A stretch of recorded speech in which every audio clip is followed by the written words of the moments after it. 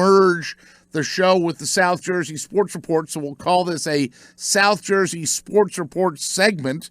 McGarry in the 8 o'clock hour, this gentleman in the 9 o'clock hour, so he gets the extra hour of sleep just in case he had a couple of those barley pops on Friday night. That's Kevin Minnick from NJ Advanced Media, NJ.com. Kevin, we're behind. We can blame McGarry for why we're off schedule, right?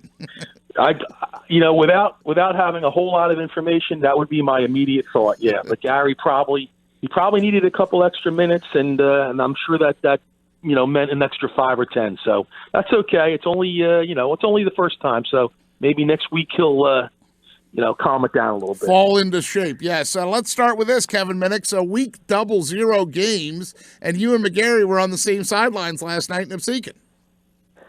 Yeah, there were only a few games last night, so we were able to. The way the schedule broke down, we were able to, for NJ.com, we were able to hit all 3 of the games in the area. So I was the one who drew the middle game last night, and it wasn't.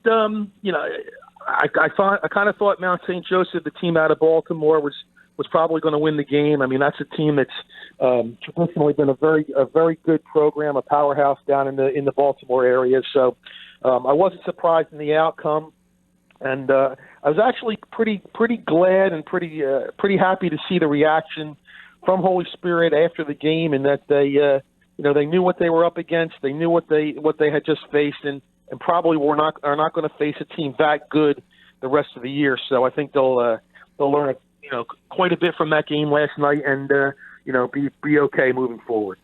How about today's games? Are you going to Rutgers as well? Because McGarry's doing the double dip up there. Are you going up there? Yeah, well, me and Mike are kind of attached to the hip nowadays, so we'll be up there for at least for the 2 o'clock game with St. Joe and Highland.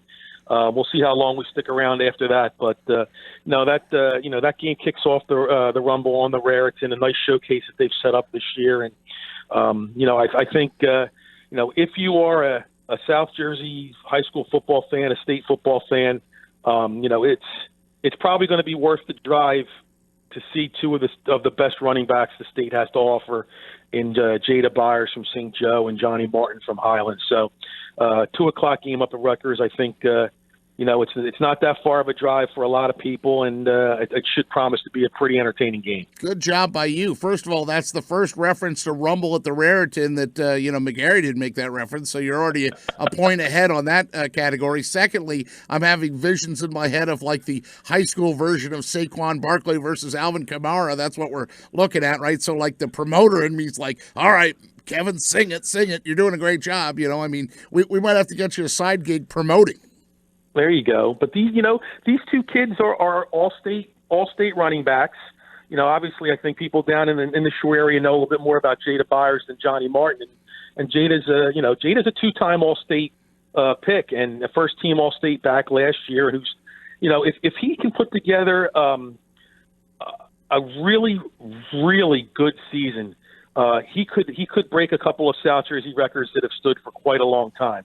And I think, all indications are Jada's on a mission. And I think, when the conversation came up this week that, who was the best running back or who is the best running back in South Jersey, at least, is it Jada Byers? Is it Johnny Martin? We'll get a chance to see that today.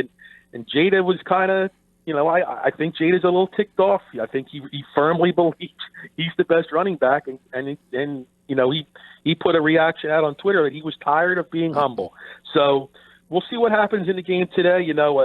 It's all good and well to talk about different things, but when push comes to shove, you've got to get out and perform. And here's a kid who is a 4-year player for St. Joe and has had a very, very good career, outstanding career, records being broken and more possibly to come. And it's an opportunity to show, I guess, on a bigger stage, in a college football setting, that he can play the game. And the kid's got one offer, and that's Sacred Heart right now. And UMass had pulled their offer when they had a coaching change, and Jada Byers is good, and Jada Byers should be in the conversation of a running back capable of playing at the next level. So, he's going to come out with a chip on his shoulder, and you know what?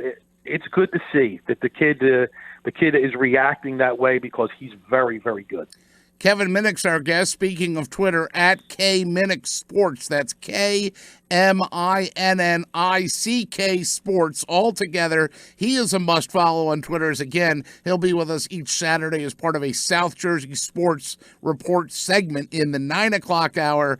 And Kevin going up to Shy Stadium. I learned that. That's the now name of the Rutgers Stadium. It used to be High Point Solutions. So, Kevin, we're talking high school football. We're talking week 00. Let's see here. If I run through, Cedar Creek was a winner. Pleasantville was a winner. St. Augustine did not win. And let's go to St. Augustine first and foremost because they also, like Holy Spirit, schedule a tough opponent, play State College High School. The Little Lions are nicknamed the Little Lions for a reason. They dress the part, look the part like a mini Penn State team, and they got closer, but the Hermits still get on the losing side of that game. But do you think they benefited from that? Yeah, aside from probably what was, I guess, about a 4.5 hour bus ride, getting an opportunity to step out, play some really tough quality opponent in the first week has got to benefit them. You can't go anywhere but up from there. And you get a chance to kind of see where you stand. I think people think St. Augustine is going to be one of the top teams in South Jersey and among the top teams in the state this year.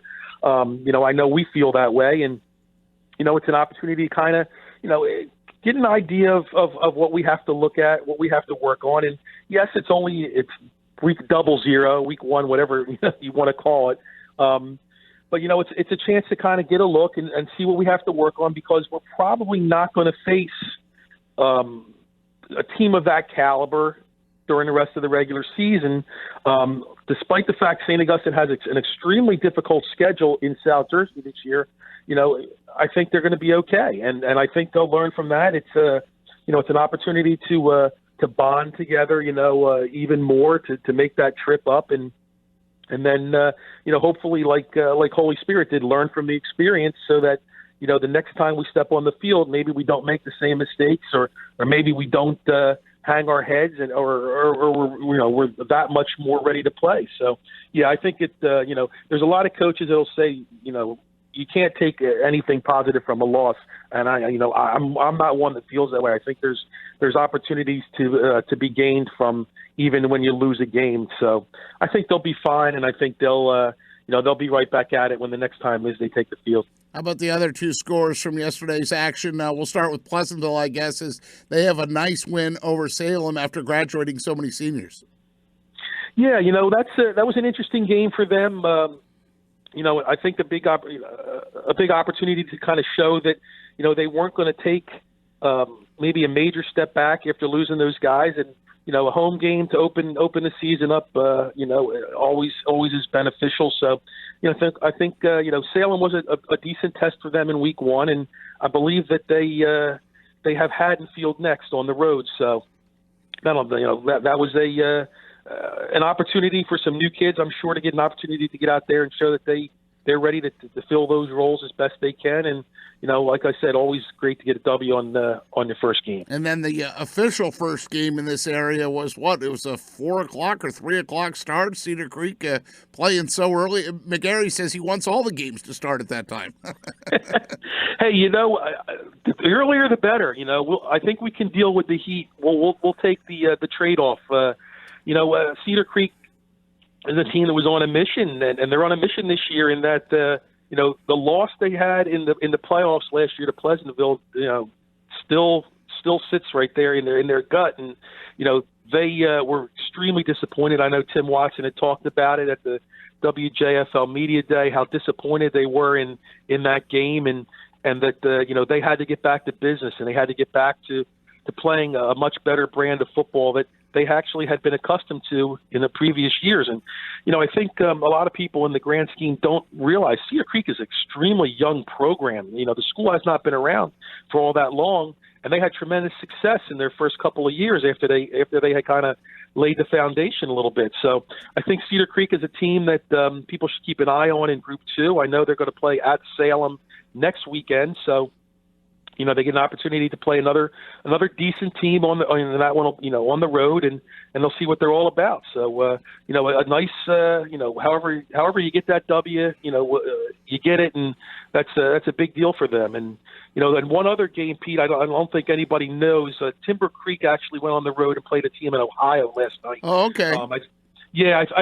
I think that ended up being a 3 or 4 touchdown loss for Timber Creek, but they're another program that's had experienced tremendous success, in its recent past. A lot of championship games. I believe they played in 7 straight sectional championships and won 3 or 4 of them.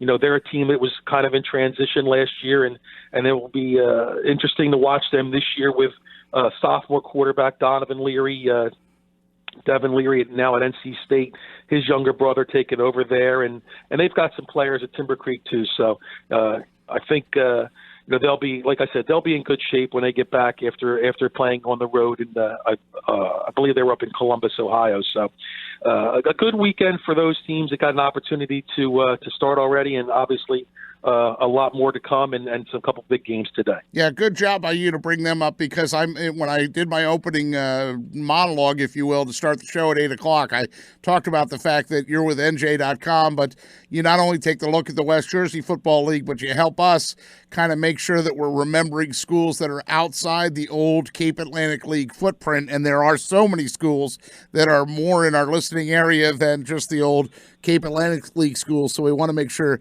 we give them props as well. I'll ask you this, Kevin, or I'll tell you this, I guess.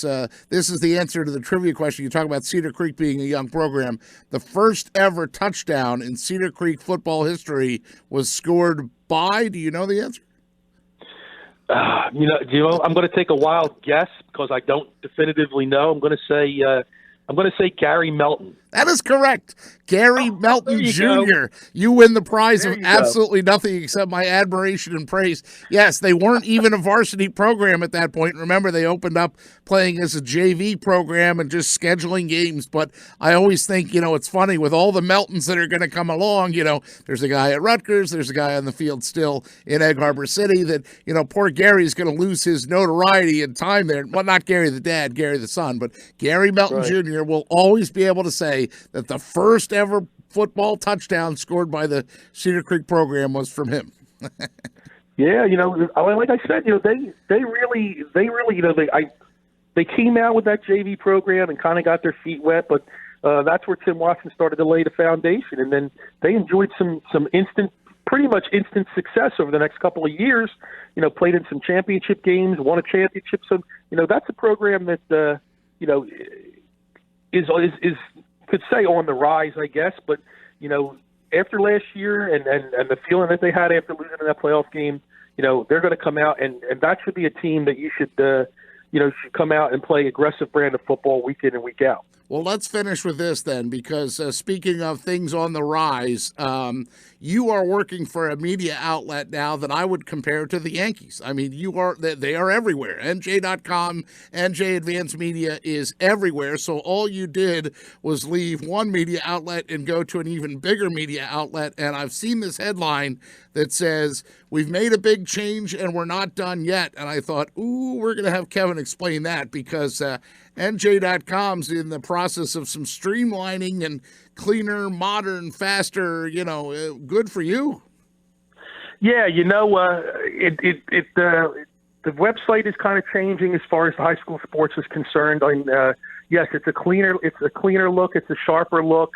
It's going to be faster. It's going to provide a lot more information, I think, than in the past. And people just got to be a little patient with us. I think we put it out there, and there's still some things and some kinks in there that have to be worked out, but it's part of the process with a couple other different websites that the overall umbrella company has under its ownership, and hopefully within the next week or so, things will all be cleaned up, and fans will have an opportunity to go on there and really bounce around and see a lot of things and get a lot of information out of it. We still put a lot of faith in the coaches and the statisticians, so to speak, of not just football but all sports to work kind of hand in hand with us, because without their cooperation of inputting games each day, inputting their rosters, making sure their schedule's correct. We can't do all the things that we really want to do. So,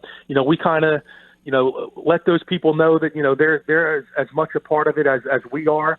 We need the cooperation. And when you get that kind of cooperation, good things happen down the road. So I think once the kinks get worked out and then everything starts to flow again, you're going to see some really great stuff. And, I've said this before, this organization is top notch. When they say it's going to be done by Friday, a lot of times it's done by Thursday. So, they're very much on the ball. We know how important high school sports are to the people in the state. We know how stories need to be told, how local journalism really is the bread and butter. And you're not going to find the story of the soccer player who came back from a knee injury, or the football player like Isaiah Pacheco who tragically lost two siblings. You're not going to get that stuff by clicking on ESPN.com or clicking on basically any major type of website. You're going to get that stuff at the local level. So we know at WENJ.com is statewide. The focus for the high school sports is to tell those stories in all sports. So I'll pat ourselves on the back. I think there's no other place really to go if you want everything at your fingertips, and everything is there. So, like I said, give us a little bit more time to get the website straightened out. I think it's getting better and better every day, and everything you need will be right there. Can't wait. I have it bookmarked already, and I look forward to seeing your tweets from Shy Stadium at Rutgers as you and McGarry are like Stadler and Wardorf, the two Muppets up in the box. Kevin Minnick, NJ.com.